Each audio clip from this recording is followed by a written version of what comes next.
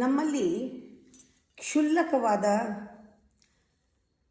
ವಿಚಾರಗಳಲ್ಲಿ ನಾವು ಎಂಗೇಜ್ ಆಗಿಬಿಟ್ರೆ ನಮಗೆ ಗೊತ್ತಿಲ್ಲದೆ ನಮ್ಮ ಎನರ್ಜಿ ಎಲ್ಲ ಹೊರಟೋಗುತ್ತೆ. ಈಗ ವೀಕ್ ಅನಿಸ್ತಾ ಇರುತ್ತೆ, ನೋಡ್ಕೋಬೇಕಾವಾಗ ಯಾವುದೋ ಒಂದು ಕ್ಷುಲ್ಲಕವಾದ ವಿಚಾರದಲ್ಲಿ ಸಿಕ್ಕಾಕೊಂಡಿದ್ದೀವಿ ನಾವು.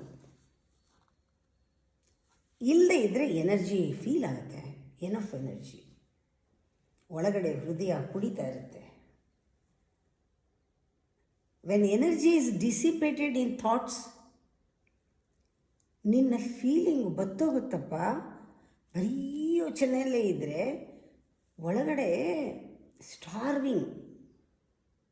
ಈ ಥಾಟ್ಸು ನಿಜವಾಗ್ಲೂ ಪ್ಯಾರಾಸೈಟ್. ಇದು ಬದುಕೋದೇ ಎನರ್ಜಿಯಿಂದ. ಆ ಎನರ್ಜಿ ಇರೋದು ಫೀಲ್ ಮಾಡೋಕ್ಕೆ, ಹೃದಯಕ್ಕೆ ಅದಿರೋದು. ಆದರೆ ಅದೆಲ್ಲ ಉಪಯೋಗಿಸ್ಕೊಂಡ್ಬಿಡುತ್ತೆ. ಫೀಲಿಂಗೋಸ್ಕರ ಇರೋ ಎನರ್ಜಿನಿ ಎಕ್ಸ್ಪ್ಲಾಯ್ಟ್ ಮಾಡುತ್ತೆ ಥಾಟು.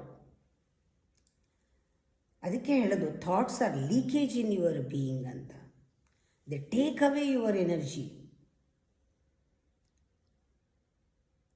ಅಂದರೆ ನೀನು ಒಂದು ತೂತು ಮಡಿಕೆ ಥರ ಆಗೋಗ್ತೀಯ, ಏನಿಲ್ಲ ಖಾಲಿ ಆಗೋಗ್ತೀಯ. ಆ ರೀತಿ ನಿನ್ನಲ್ಲಿರೋ ಎನರ್ಜಿನ ಸಕ್ ಮಾಡಿಬಿಡುತ್ತೆ.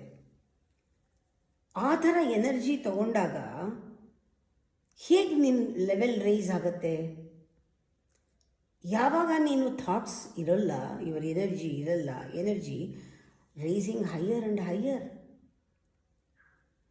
ನಿನಗೆ ಎನರ್ಜಿ ಇರೋದು ಗೊತ್ತಾಗತ್ತೆ, ಫುಲ್ನೆಸ್ ಗೊತ್ತಾಗತ್ತೆ, ಹಾರ್ಟ್ ರೆಸ್ಪಾಂಡ್ ಮಾಡೋದು ಗೊತ್ತಾಗತ್ತೆ ನಿನಗೆ. ಅದಕ್ಕೆ ಹೇಳೋದು ರೆಸ್ಪಾನ್ಸ್ ಅಂದ್ರೇನು? ರೆಸ್ಪಾನ್ಸ್ನ ನೀನು ಪ್ರೋಗ್ರಾಮ್ ಮಾಡೋಕ್ಕಾಗಲ್ಲ ಥಾಟಿಂದ. What is response? Unprogrammed experience of the moment. ಒಂದು ಫ್ಲವರ್ ನೋಡಿದ್ರೆ ನೀ ಪ್ರೋಗ್ರಾಮ್ ಮಾಡ್ಕೋಬೇಕಾಗಿಲ್ಲ, ಬ್ಯೂಟಿಫುಲ್ಲಾಗಿದೆ, ಅದು ಹೇಳಬೇಕಾಗಿಲ್ಲ, ಅದಿದೆ.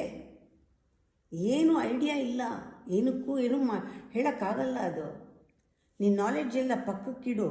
ಅದೆಷ್ಟು ತೆಳ್ಳಗಿದೆ, ಅದು ಯಾವ ಬಣ್ಣ ಇದೆಯಲ್ಲ, ಜಸ್ಟ್ ಎಂಜಾಯ್ ಮಾಡು. ಏನು ಬೇಕಿದ್ದಕ್ಕೆ? ಫ್ಲವರ್ ಬ್ಯೂಟಿಫುಲ್ ಆಗಿದ್ದಕ್ಕೆ ಹಾರ್ಟ್ ರೆಸ್ಪಾನ್ಸ್, ಥಾಟ್ಸ್ ಅಲ್ಲ. ನಿಂಗೆ ಥ್ರಿಲ್ ಆಗುತ್ತೆ, ಹಾರ್ಟ್ ರೆಸ್ಪಾನ್ಸ್. ಆ ಫ್ಲವರ್ನ ನೋಡ್ತಾ ಇದ್ರೇನೆ ನಿಮಗೆ ಒಳಗಡೆ ಡ್ಯಾನ್ಸ್ ಥರ ಅನಿಸುತ್ತೆ, ಮತ್ತು ಸ್ಟರಿಂಗ್ ಆಗುತ್ತೆ.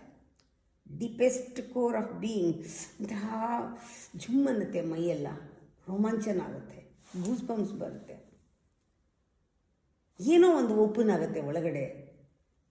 Outer flower changes the inner flower blossoms. ಆ ಥರ ರೆಸ್ಪಾನ್ಸ್ನಲ್ಲಿ ಸಿಗೋದು.